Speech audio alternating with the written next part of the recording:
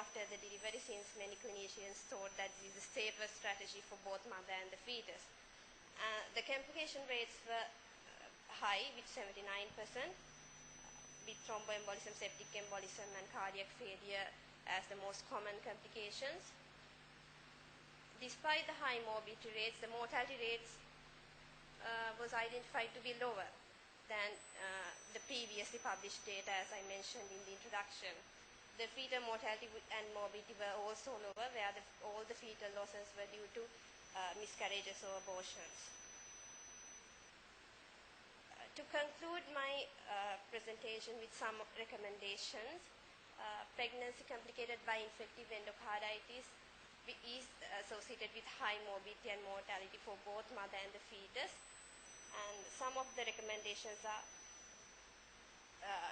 having prophylaxis in case of any surgery or invasive procedures, high suspicion, especially if a person presents with any predisposing factor for infective endocarditis, early diagnosis and effective management given by a multidisciplinary team in a tertiary care center to minimize complications and improve maternal fetal outcome.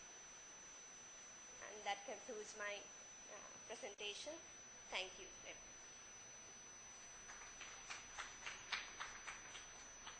Thank you very much, Dr. Gunasekara, for that interesting presentation. Now, this paper on the outcome of pregnancy complicated by infective endocarditis is open for discussion. Any comments, clarifications, questions?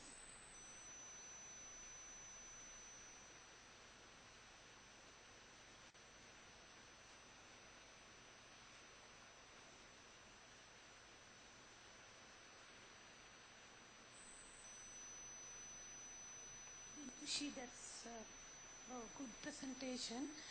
This, when you recommend tertiary care centers for these people to be managed, I fully agree, because at Jawadhanpura we have had few cases where tertiary care was provided for these patients with central venous cannulation, intravenous antibiotics through the central line, extensive cardiac monitoring and so on. Thank you, ma'am. I agree. Thank you very much for you, because you have sort of highlighted a very important fact about endocarditis. I would like to ask Professor, the senior professor, about this. Now, when we were medical students, rheumatic fever was the leading cause. Now, you know, it reflects dampness, poverty. And if you read the literature, all over the world, it says poverty is disappearing. But how comes that still the figures are remaining the same? Can you give us a very valid explanation? No, I think there is a definite reduction in rheumatoid carditis today. There is no two words about it. But proportionately, what is happening today is, as far as cardiac disease is concerned, and whether it's infective endocarditis or whatever, there are more shall I say, corrective surgery for various congenital deformities, as well as corrective surgery for the chronic rheumatic carditis, and they become pregnant. So therefore, it is still a very valid, important condition. In fact, I think in 2012, cardiac disease became number 3 in the leading causes of mortality after postpartum hemorrhage and septic abortion. So certainly, I think as far as the pediatricians are concerned and everybody, I think rheumatic carditis per se is better managed, and you don't get chronic rheumatic carditis to that extent today. It has come down.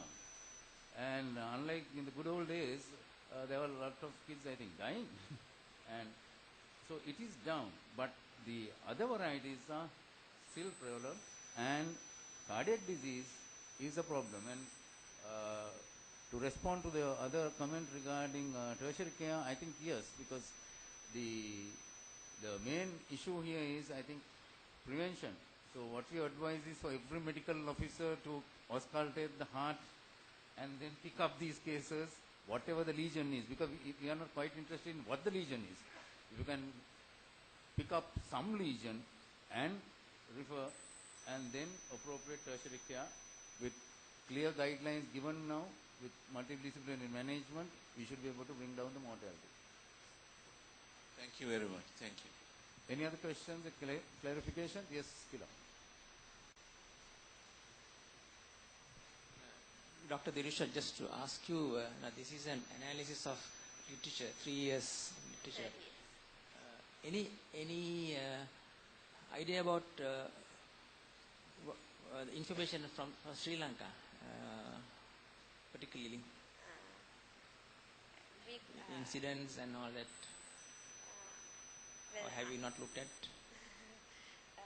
Unfortunately, we don't have a detailed data on how many infective endocarditis cases were reported in case of the perspective of Sri Lanka. But the heart disease is one of the most common common complications that patients present with, and therefore it is important to prevent infective endocarditis in cases, because we do find a lot of patients who come with different heart diseases.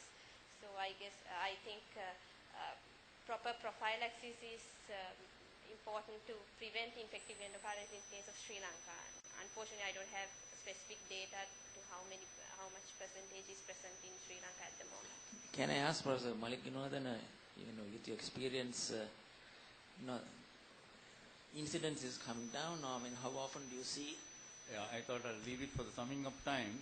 But anyhow, since you asked the question, there are two issues here which I think I mentioned to her on the way up on the lift.